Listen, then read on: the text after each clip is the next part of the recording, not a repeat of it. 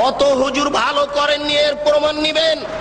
মিথ্যা কথা বলে ধর্ম প্রচার করে হুজুরকে সকালে 10,000 টাকা দিতে হয়। শতকরা 95 জন বক্তা মিথ্যুকে দেশের মাটিতে আমি ভাঙাচুরা ভিত্তে দ্বারা যা তদন্ত চালিয়েছি তাতে আমার বুঝ শতকরা 95 জন বক্তা মিথ্যুকে দেশের মাটিতে মিথ্যা কথার ভিত্তিতে দিন প্রচার করছে। এই দেশের মাটিতে প্রায় 3 লক্ষ বানানো হাদিস আছে। তার মধ্যে কোরআন মাজিদ 90 পারা, 30 পারা নয় শয়তান মমতাজ বেগমের কাছে প্রায় 2000 জাল হাদিস আছে। ধর্মকে বিকৃত করার জন্য লক্ষ লক্ষ হাদিস মানুষ তৈরি করেছে। আমাদের বাড়িতে 10,000-এর সিরিয়াল আছে। যে কোনো সময় দেশবাসী চাইলে আমরা 10,000-এর জাল জয়ীফ হাদিস পেশ করার জন্য প্রস্তুত রয়েছি ইনশাআল্লাহ। এই দেশের মাটিতে লক্ষ লক্ষ মিথ্যা তাফসীর রয়েছে। নবীদের মাঠে গেলেন, একটি ছেলে কাঁদছে, নবী বললেন তুমি কাঁদো কেন? আমি এতিম ছেলে। নবী বললেন আমিও এতিম ছিলাম, আমি এতিমের অসুবিধা বুঝি। এই বলে তিনি কোলে নিয়ে আয়েশা রাদিয়াল্লাহু তাআলা আনহার কোলে তুলে দিলেন। আয়েশা তাকে কোলে নিয়ে আদর করলেন, নতুন পোশাক পরালেন, ছেলে খুশি হয়ে গেল। বাস্তবতার সাথে হাদিসের কথার অমিল আছে।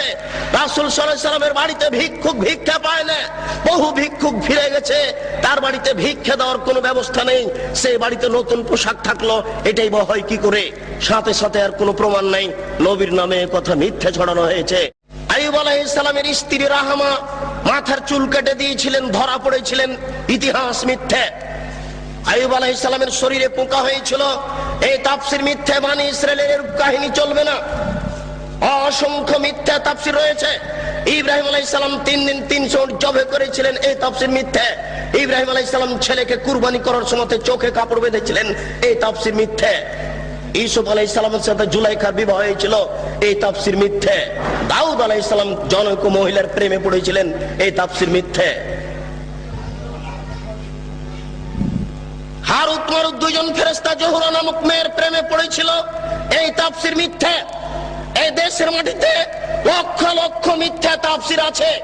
আমি সংক্ষিপ্ত আকারে বলে যাচ্ছি, এদেশের এক শ্রেণীর আলেম ধর্ম বিকৃত করছে। আপনারা এটা বিশ্বাস রাখেন, তাহলে আপনারা হক পাওয়ার চেষ্টা করবেন। মাছ দিয়ে ভাত খায় মানুষ, কাঁটা ফেলে খায়, বুদ্ধি আছে, কাঁটা সহ খায় না। অতএব শরীয়ত যেটুকু জানতে চাইবে, যেটুকু জানতে হবে, সেটুকু প্রমাণ সহকারে জানতে হবে।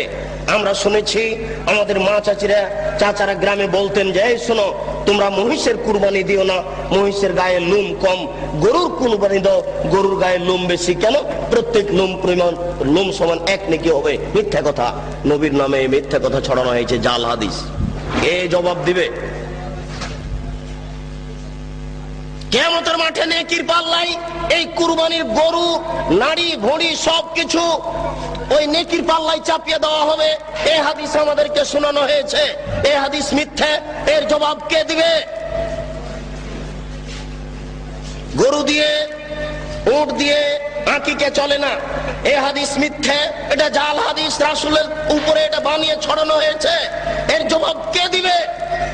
বাচ্চার কানের পাশে আজান দিতে হবে, কথা সত্য। ডান কানে আজান দিতে হবে, বাম কানে একামত দিতে হবে, এ হাদিস মিথ্যা। রাসূল এ কথা বলেননি, এই হাদিসের জবাব কে দিবে? মায়ের দিকে সুনজরে তাকালে কবুল হজের সমান নেকি হয়, এ হাদিস মিথ্যা। মায়ের পায়ের নিচে জান্নাত, এ হাদিস সত্য। মায়ের পায়ের নিচে জান্নাত, এ হাদিস ঠিক। মায়ের পায়ের নিচে জান্নাত, এ হাদিস ঠিক। বাপ মায়ের নিকটে, বাপ মায়ের দিকে সুনজরে দেখলে কবুল হজের সমান নেকি হবে, এ হাদিস রাসূলের উপরে মিথ্যা আরোপ করা হয়েছে। এই জবাব কে দিবে?